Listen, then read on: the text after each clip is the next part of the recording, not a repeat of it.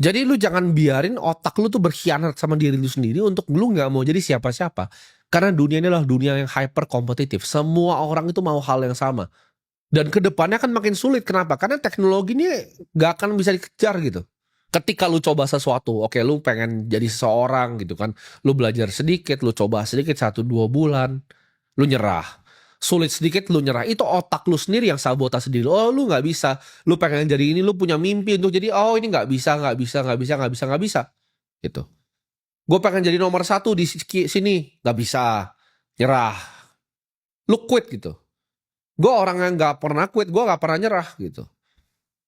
Gue kalau dipukul sama orang ya, gue bangun lagi, gue cari cara untuk pukul orangnya balik gitu. Gue nggak biarin gue dipukul, gue jatuh, gue nyerah, nggak. Lu bisa pukul gue sampai jatuh, tapi lu nggak akan pernah dapat kesempatan untuk senyum di sana ngeliat gue nyerah. Kalian harus punya mentalitas yang seperti itu. Ya ketika orang jatuhin kalian, keluarga kalian sendiri jatuhin lu, temen lu sendiri itu jelek-jelekin lu. Karena semua orang itu pasti pernah dijelekin gitu. Gue juga pas awal mulai di ngenyek kok sama keluarga sendiri. Ngapain sih begini, ngapain sih begitu ya. Kayak sekarang kan gak ada yang bisa ngomong apa-apa. Karena visi yang lu punya di kepala lu tuh hanya lu sendiri ya. Dan Tuhan di atas yang tahu. Jadi kadang gak perlu diceritain ke orang-orang juga gitu. Kalau orang ngerendahin lu ya udah gak apa-apa. Lu jadikan itu bensin gitu. Karena itu adalah energi yang tidak pernah habis. Lu gunakan gitu orang-orang yang mau jatuh orang itu. Lu gunakan mereka sebagai batu loncatan. Karena tidak ada hal besar di dunia ini tanpa hidup itu nggak mungkin jalannya lurus gitu. Dalam hidup pasti lu ada dipukul-pukulin sama orang. Tapi di situ lu lihat gitu loh.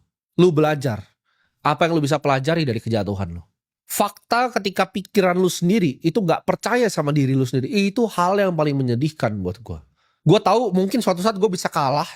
Gue bisa gak capai mimpi gue.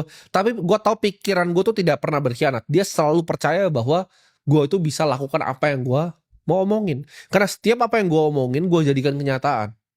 Nah ketika pikiran lu tuh udah mulai berkhianat, dia udah mulai sabotase, dia udah mulai, itu menyedihkan. Lu bayangin, otak lu sendiri aja, ya itu gak percaya sama lu. Wah, siapa yang mau percaya sama lu gitu kan?